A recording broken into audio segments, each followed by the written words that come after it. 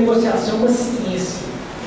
Não é aquela negociação que a gente está acostumado a escutar, que envolve só questão financeira, quando eu preciso comprar ou vender alguma coisa, eu vou negociar, não. Hoje a negociação adquiriu um status de ciência.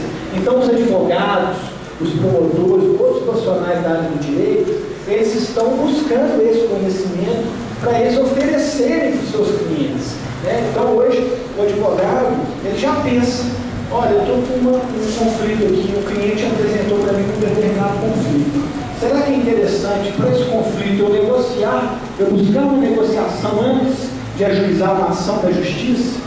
Então ele vai analisar cada caso concreto, cada conflito, e vai ver qual que é a melhor alternativa. Se ele achar que é a melhor alternativa de negociar, ele pega o telefone e liga para o outro advogado ou para outra pessoa e fala, doutor, vamos sentar e vamos conversar sobre essa questão, sobre esse problema que surgiu. E aí pode ser que o conflito seja resolvido através da negociação. Né?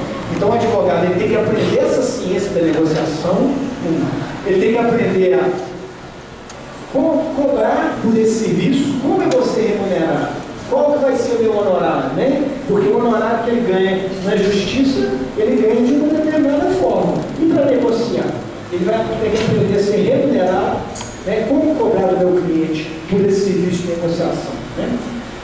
Escutar o cliente sobre qual conflito que o cliente está vivenciando e ele vai pensar qual que é o melhor processo para eu criar e oferecer para esse cliente. É uma negociação? É uma mediação? É um processo judicial? Né? Então ele equipara o advogado à figura do arquiteto. Há mais tempo atrás, o advogado que era valorizado era aquele advogado que conseguia criar uma tese para, né, vamos dizer assim, criar uma solução, uma tese de defesa com uma solução para o seu cliente.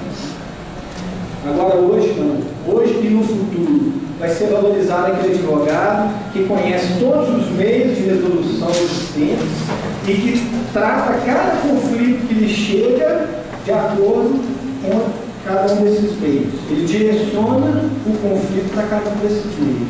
E a negociação é um desses meios. Né?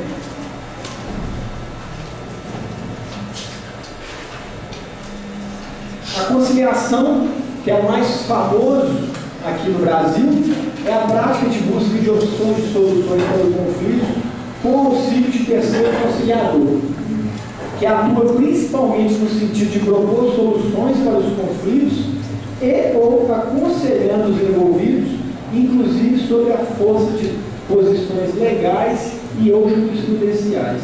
Pode ser assistida por advogados ou não. Nós, aqui no Brasil, temos uma cultura de conciliação. Né? Uma cultura no sentido de que a conciliação, ela sempre esteve prevista na nossa legislação desde muito tempo. Né? A história jurídica brasileira, a história da legislação brasileira contempla a presença da conciliação há muitos e muitos anos. Né? Porém, a conciliação, na maior parte das vezes, ela é feita sem nenhuma técnica, sem nenhuma ciência. Né? Muitas vezes, quando a gente vai no fórum, a gente vai no juizado, quem faz as conciliações? Né? Normalmente são estagiários que estão começando o curso de Direito. Então, ele não domina um determinado saber que lhe permite ser um conciliador mais ativo, mais produtivo. Né? Um bom conciliador, geralmente, é ou um advogado que já tem uma experiência naquela área de atuação dele há um bom tempo, que já conhece bem, né, a legislação, conhece bem a jurisprudência.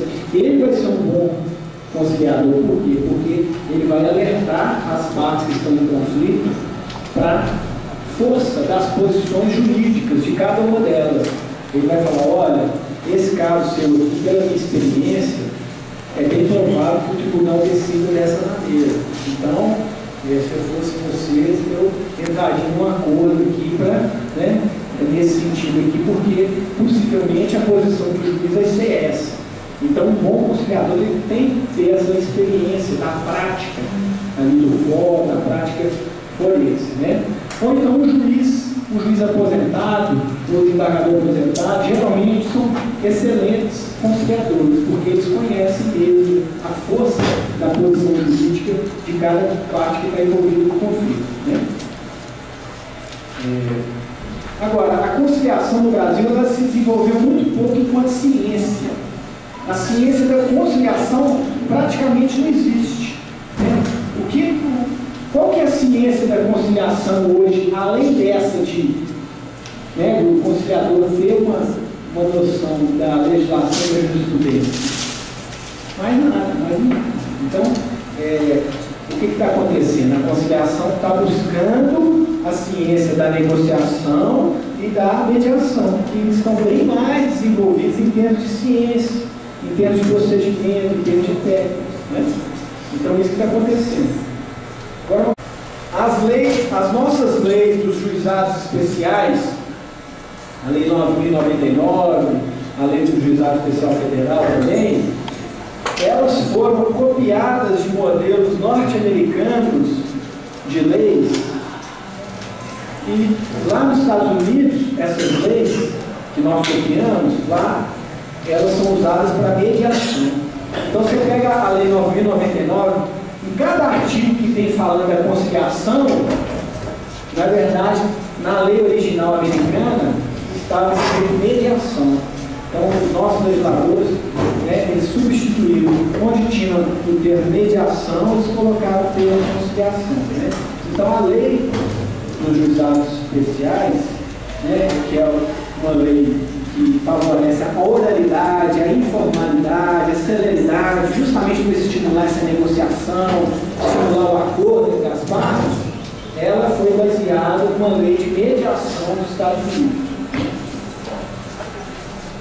A prática de busca de opções de soluções para os conflitos com o auxílio de terceiro mediador ou mediadores, que atuam principalmente por habilidades dialógicas e comunicacionais. Aqui está a grande diferença da mediação para a conciliação.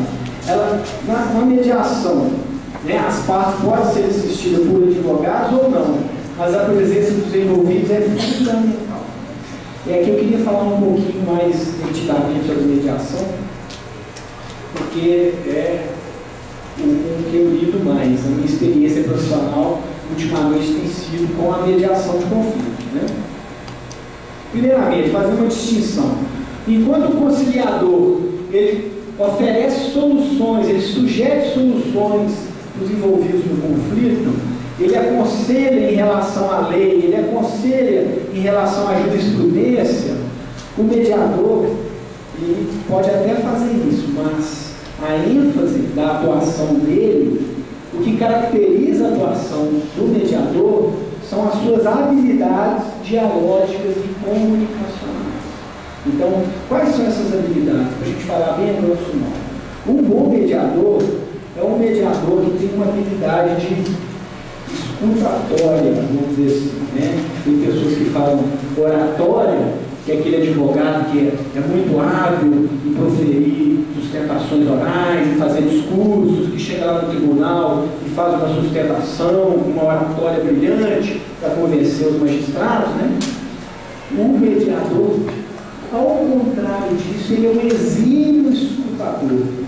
Ele tem que ser um excelente ouvinte, porque pela escuta dele, ele vai conseguir auxiliar aqueles que estão vivenciando o conflito a reelaborar aquele conflito, a transformar aquele conflito, para que eles mesmos, com o auxílio do mediador, consigam superar, encontrar soluções para aquele conflito.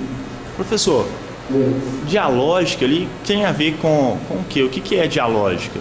É um diálogo? É um processo dialético? É a ciência do diálogo, né? Dialógica ali que eu falei no sentido de ser a ciência do diálogo, né? O que é a ciência do diálogo?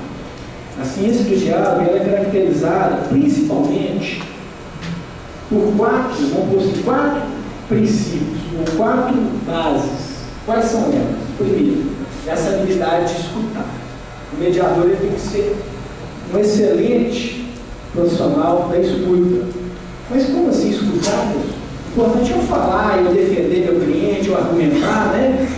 Para o processo legal mas para mediação não. Porque para mediação, Por que é importante o mediador escutar bem? Escutar bem é uma habilidade dialógica. Mas por que ele precisa de escutar bem?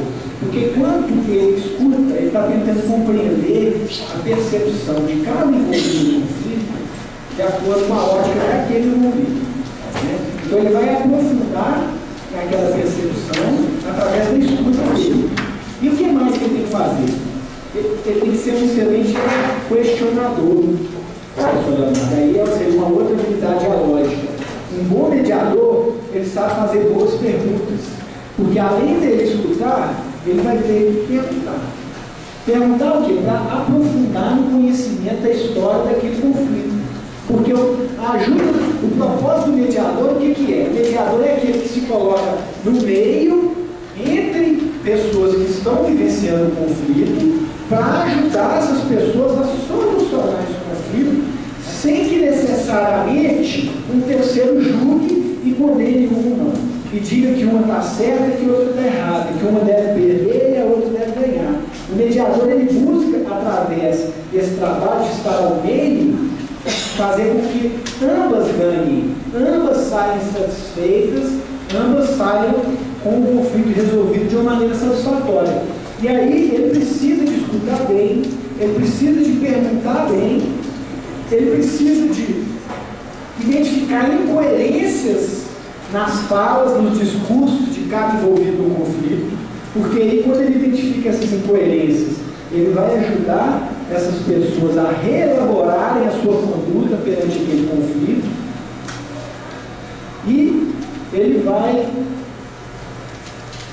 além disso, ele vai levar as pessoas a refletirem sobre si mesmas, assim, né? O que elas estão sentindo, os sentimentos, as emoções que elas têm sobre aquele conflito. Normalmente, um conflito é uma situação difícil, nós vamos ver mais para frente um pouco mais de conflito. Mas, a grosso modo, seria isso. Habilidades dialógicas e comunicacionais seriam habilidades de diálogo e de comunicação. Um bom mediador tem que ser um bom dialético, uma pessoa que dialoga com a habilidade, e ele tem que ser um bom comunicador. Tem que ser um bom questionador, ele ser um refutador, aquele que identifica incoerências nas falas trazidas, né, pelos que estão ali no conflito. Mas isso aí ele deve fazer de uma maneira bem sutil, porque o mediador, assim como o juiz, ele deve ser imparcial, ele tem que fazer isso sem que a parte entenda que ele está contra ela, né? Então, ele conseguir demonstrar as incoerências, mas sem que a parte perceba que ele está sendo parcial. O mediador tem que ser imparcial. A parte, os envolvidos na mediação, tem que a todo instante ter essa confirmação da conduta dele. Olha, ele não está nem favorável a mim e nem ao outro, né? Então ele tem que comprovar isso com a conduta dele, que ele é imparcial. Então ele tem que tomar cuidado na hora dessa refutação, na hora de identificar essas incoerências. E a quarta é essa que, vamos dizer assim, que o mediador, ele traz para o diálogo elementos que o processo legal não considera, como, por exemplo, as emoções, os sentimentos, as necessidades dos envolvidos no conflito. O conflito, gente, é uma situação de luta, é uma situação de hostilidade. As pessoas que estão no conflito, elas estão cheias de emoções, elas estão cheias de sentimentos, elas estão com raiva, elas estão tristes, elas estão muitas vezes iradas, né? Então o mediador, ele traz esses sentimentos para a realidade da mediação, para o procedimento da mediação, mas como uma forma de humanizar aquele conflito. Uma forma de, até mesmo as partes obterem uma descarga psicológica, um desabafo psicológico ao falarem das suas emoções. Então essa seria a quarta habilidade. Identificar esses elementos extra-racionais que não são racionais, porque eles são importantes para pacificar o conflito. Para o conflito ser pacificado, eles precisam ser considerados, né? Na minha ótica, o processo legal, muitas vezes, ele não consegue pacificar porque ele tira esses elementos de ordem emocional e sentimental do tratamento do conflito e trata o conflito por uma ótica estritamente racional. A apenas o que está na lei, apenas o que está na jurisprudência, é a letra da lei, é a letra da jurisprudência que aplica as decisões, aplica as sentenças e os acordos. Né? Então, muitas vezes o processo não consegue pacificar. Né? A gente vê inúmeros casos de que um processo se transforma em vários outros. Essa semana passada eu estive lá no CIA, BH, não sei se já ouviram falar no CIA. O CIA é o Centro Integrado de Atendimento ao Adolescente Autor de Ato Infracional. Né? Ele cuida ali daqueles adolescentes ali do ECA que cometem um ato infracional. Um ato infracional é o equivalente ao crime. Só que como ele é adolescente, ele não comete crime, ele comete um ato infracional. E eu estava conversando lá com as equipes que estão trabalhando lá com os círculos restaurativos. Os círculos restaurativos é como se fosse uma modalidade de mediação. Ele tem algumas diferenças da mediação, mas algumas coisas são parecidas. E elas estão falando justamente isso. Olha, a decisão aqui do juiz aqui da vara infracional não consegue pacificar a relação. Então, um adolescente chega aqui porque ameaçou a mãe, muitas vezes agrediu a mãe ou um outro familiar, aí o juiz decide, sentencia, manda cumprir uma medida, e aí passa alguns meses, torna a voltar aquele adolescente com um outro conflito, com um outro processo, e aí tem casos que repete 3, 4 vezes. Então, quer dizer, a mediação consegue pacificar porque ela traz essas emoções para o trato do conflito, esses sentimentos, essas necessidades. O processo legal não. Por isso que, né, às vezes uma ação vira muitas outras. Então, por exemplo, uma ação de divórcio. Uma ação de divórcio, muitas vezes o casal está brigando, vai se divorciar. Aí faz o divórcio. Depois do divórcio, aparecem inúmeras outras ações filhotes daquela, que é uma pensão, uma guarda, ou uma visita, uma revisão de pensão, revisão de guarda. Mas, na verdade, em muitos casos, o que está acontecendo? O casal continua em conflito, eles usam o processo legal para fomentar aquele conflito, para acirrar aquele conflito. Né? Então, o processo legal é usado para isso. Não consegue pacificar aquela relação, não consegue resolver efetivamente aquele conflito. O princípio da oralidade pura é principalmente a oralidade. O mediador ele tem que ser excelente em fala oral e excelente em escuta de quem está falando. A redação escrita de lei, de peças, de recursos, de ações, de contestações, definitivamente não é tão importante para o mediador. Quase que isso não é importante. Se ele chega a um acordo, ele vai redigir um acordo, ele talvez requer uma habilidade, né, de escrita. Mas durante todo o procedimento, a maior parte do procedimento é a habilidade oral, que vai ser exigida. Né? E a arbitragem, que é o quarto meio alternativo, que é a prática de busca de opções de soluções para os conflitos, na qual os envolvidos elegem um ou mais árbitros para decidir o conflito vivenciado ou que pode surgir em função do relacionamento praticado passado, mas desde que tenha como objeto direito patrimonial disponível. Então, gente, a arbitragem, ela tem essa diferença marcante em relação à conciliação e à mediação e à negociação. Enquanto na conciliação, na mediação e na conciliação, mediação e na negociação, quem decide são os próprios envolvidos ou os seus advogados, porque nenhum conciliador, nenhum mediador ele pode decidir, o árbitro já decide. Aí tem uma diferença marcante. O árbitro, ele é chamado, ele é contratado para decidir o conflito, assim como o juiz. Né? Então, no processo do direito processual civil, não sei se vocês já viram, mas tem aquela classificação, heterocomposição e autocomposição. O que é a autocomposição? A autocomposição é as próprias partes, os próprios envolvidos buscam a composição do conflito, buscam a resolução do conflito.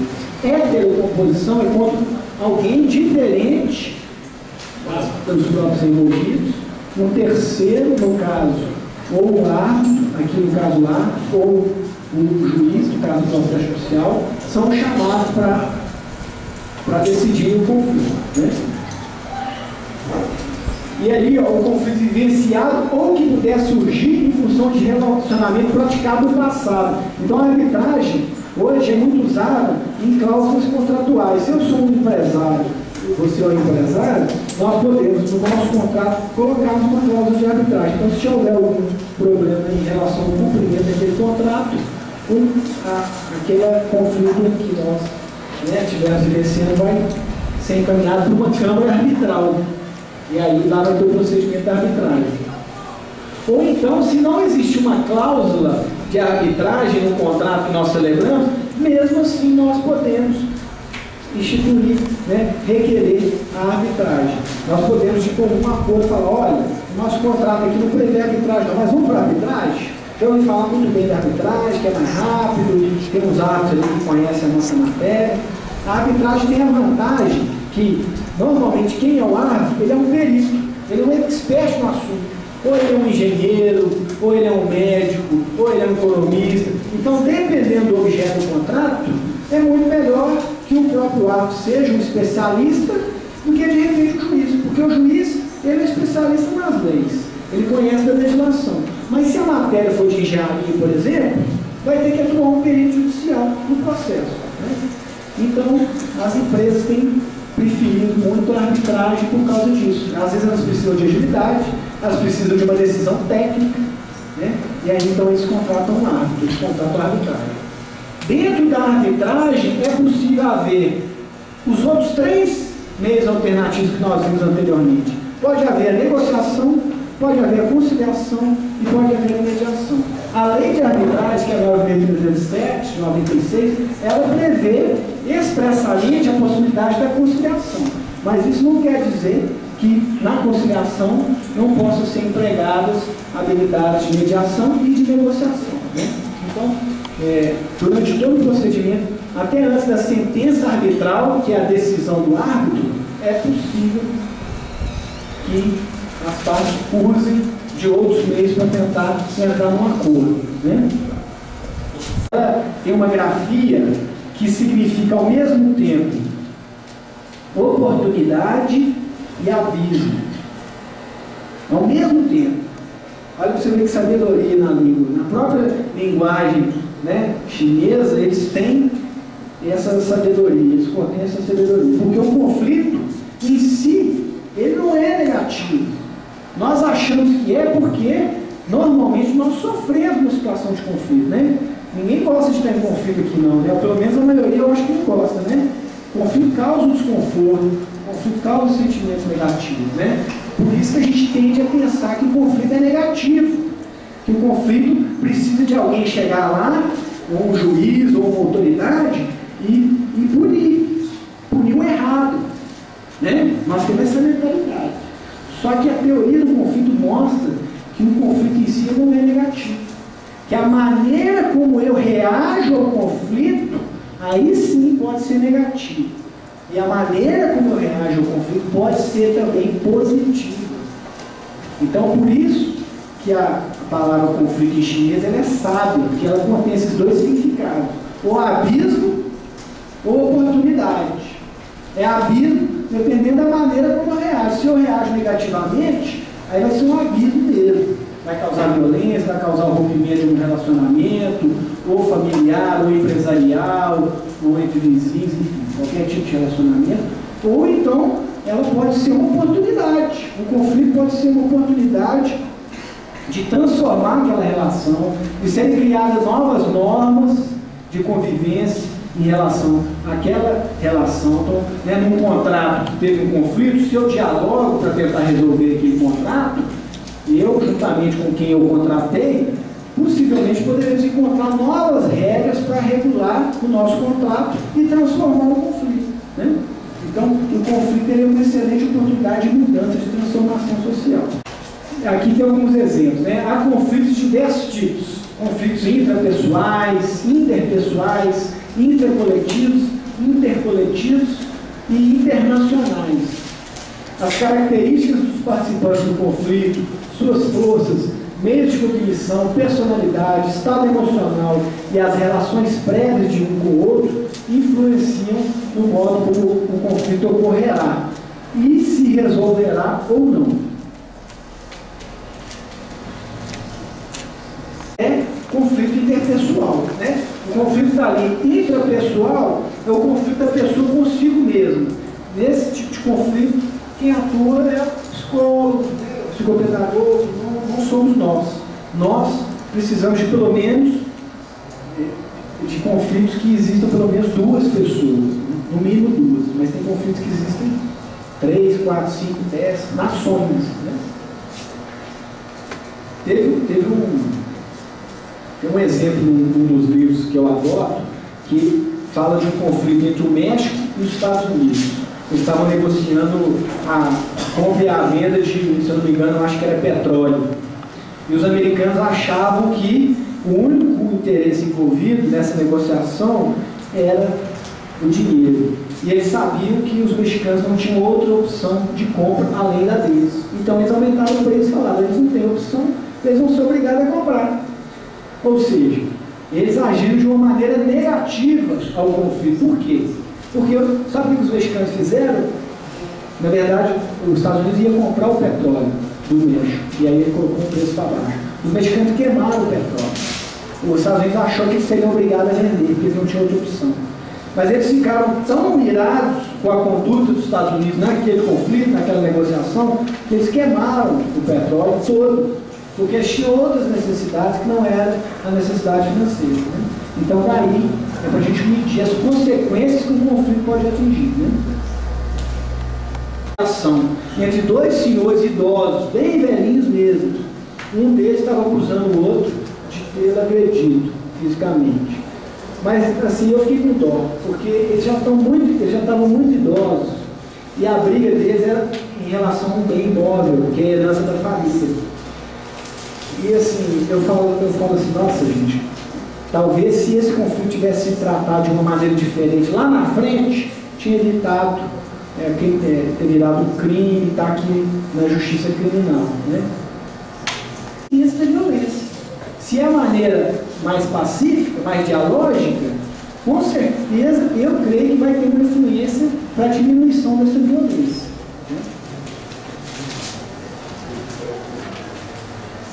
Outro dado importante sobre a teoria do conflito, gente, o conflito ele é uma realidade psíquica. O que é isso? O conflito não está na realidade objetiva, e sim na mente das pessoas. A verdade é apenas um argumento a mais para lidar com a diferença. Os medos, ainda que infundados, são medos reais e precisam ser abordados. As esperanças, mesmo que não sejam realistas, podem provocar uma guerra. Ambas as partes podem concordar em que uma perdeu o relógio e a outra encontrou e continuar a discordar acerca de quem deve ficar com ele. Nenhum estudo de quem desenvolveu quais dispositivos nucleares e quando porá termo ao conflito entre Índia e Paquistão.